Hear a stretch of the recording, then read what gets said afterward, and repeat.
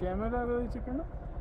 এ video করার জন্য। না, হ্যাঁ ক্যামেরা আগে খুলো। আচ্ছা সে খুলছি। সাইডে এসো, সাইডে এসো।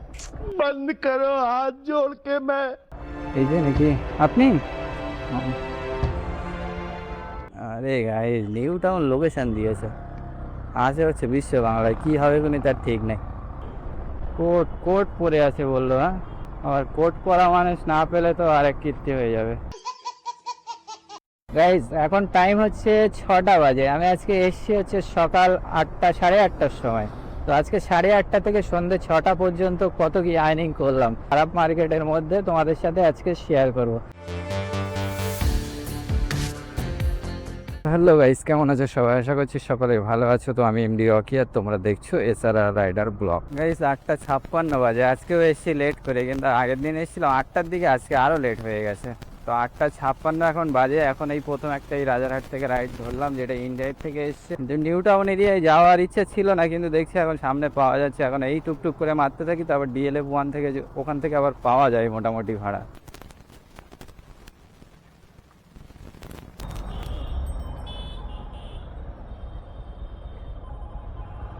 চলো এই 9:25 বাজে, রাইড কমপ্লিট হয়ে গেল।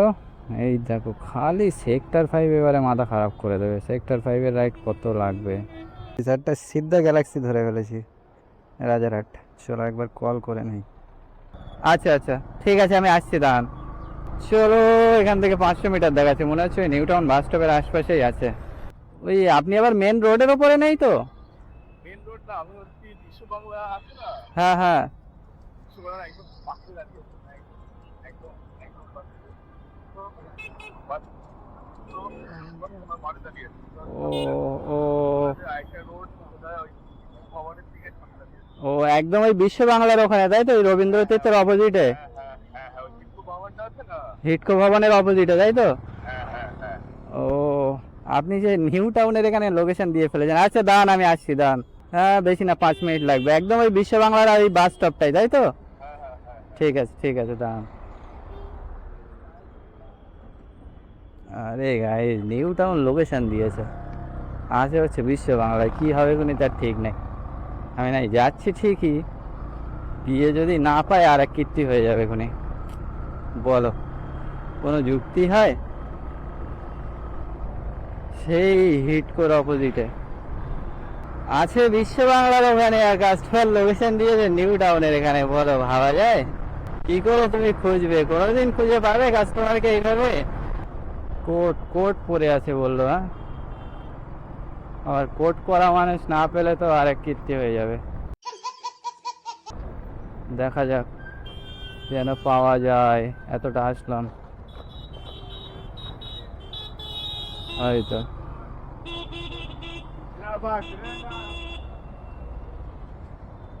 আপনি দাদা? আপনারটা ট্রেনে? হ্যাঁ হ্যাঁ আতঙ্কবাদী যাবেন? হ্যাঁ, হ্যাঁ। যাবেন একদম কোন জায়গাটায়? গ্যালাক্সি। আচ্ছা ঠিক আছে। চলো গাইস এখানে তো রাইড কমপ্লিট হয়ে গেল, 9:56 বাজে। কিন্তু আমি যেভাবে আমি এই দাদাকে পিক আপ করলাম, এইভাবে যেন তোমরা অত সহজে কেউ করবে না। কারণ হচ্ছে এই দাদা যেভাবে নিউ টাউন লোকেশন দিয়ে আমাকে আবার বিশ্ব বাংলায় ডাকলো, তারপরে বলছে যে না লোকেশন হচ্ছে বিশ্ব বাংলায়।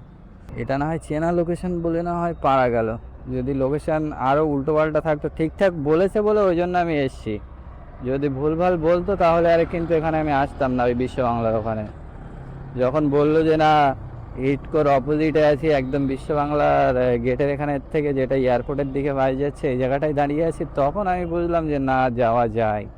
ঠিকই বলছে, ওই জন্য এসছি। কিন্তু একটাই ভয় ছিল, যদি ক্যান্সেল করে দেয়, যদি ক্যান্সেল করে দেয়। ভাগ্যিস ক্যান্সেল করিনি। এই অনেকক্ষণ বসে আছি, বসে বসে সে সেরকম কিছু পাওয়া যায় না। লাস্টে সেই ধরলাম, তা আবার সেই নিউ টাউনের ওইদিকে, কি বলবো আর। আবার আসে হচ্ছে সিদ্ধা গ্যালাক্সির ভিতরে, এখন ভিতর থেকে পিক আপ করে আনতে হবে। জ্বালা তো নেই শেষ নেই।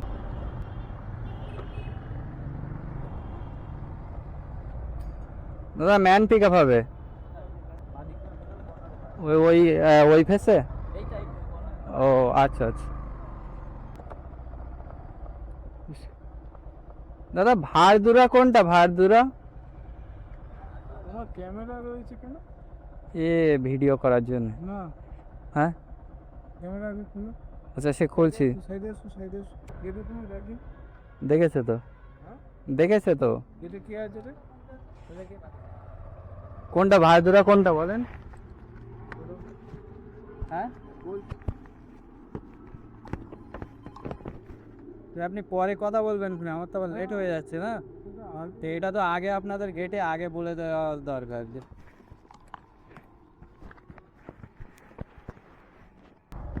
এটা দিয়ে পিছন দিক দিয়ে যাবেন তো?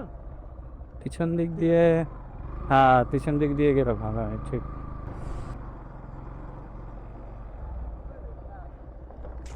আরে বাবা রে, তোমাদের জ্বালায় তো মাথা খারাপ, এটা বন্ধ করা আছে। একবার তো বললো আবার ফের এই করছো, তোমাদের তো মাথা খারাপ হয়ে গেছে তোমাদের, দেখ।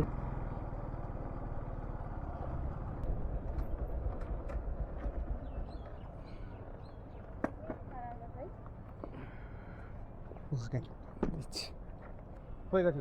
ঠিক আছে চলো গাইস, ড্রপ তো করে দিলাম এখানে, কিন্তু ওখানে কাস্টমারকে পিক আপ করতে গিয়ে সিকিউরিটি, ওই যে সিকিউরিটিটা মনে হচ্ছে আগে কোনো দিন দেখিনি যে হেলমেটে ক্যামেরা লাগানো যায় বা অনেকে লাগায়, কিংবা আমি লাগিয়ে রেখেছিলাম এটাও দেখিনি। তো সে নানান রকম কথা, আবার ঘুরে আসছে আমাকে বলেছে, আমাকে বলছে হেলমেট থেকে খুলে রাখতে। আমি বলছি আমি হেলমেট খুলে রাখছি তো, হেলমেট খুলে আমি ক্যামেরা বন্ধ করে দিলাম, বেশি কথার মধ্যে যাইনি। আবার আসার সময় আসছি আবার আমাকে দাঁড় করিয়েছে, আমি হেলমেট পরেছিলাম, হেলমেটে তো ক্যামেরা অটোমেটিক লাগানো।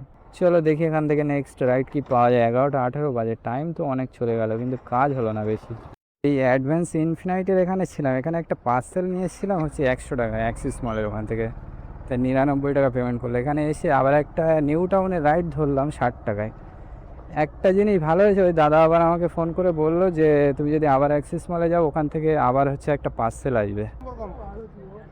আপনি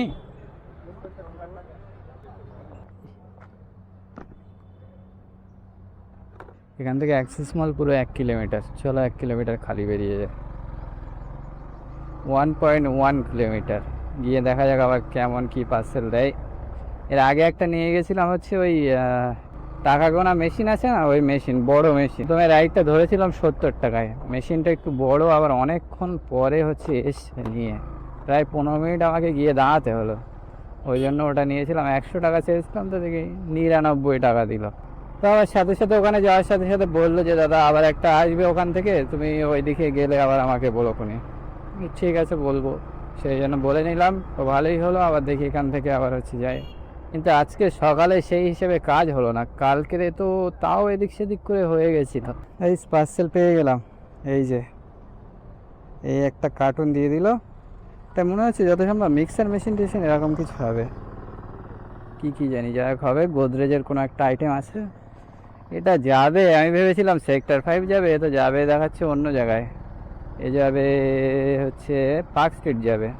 14 কিলোমিটার রাস্তা, বললাম যে 250 টাকার কথা, তো বললো ঠিক আছে আসুন আমি ঠিক করে দিয়ে দেবো, আপনার লস হবে না।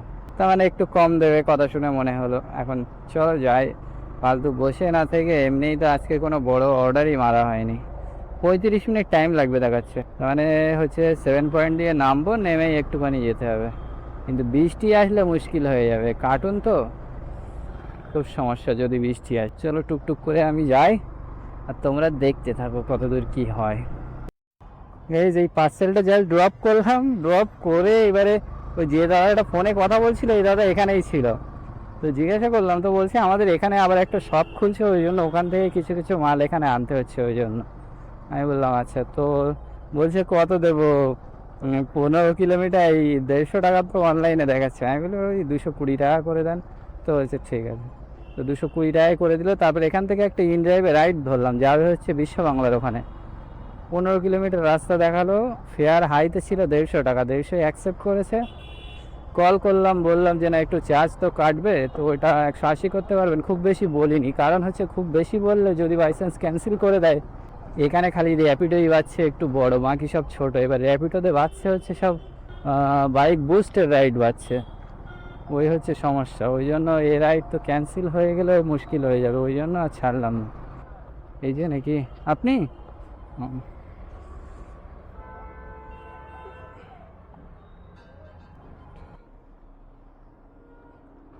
অনলাইন করবেন?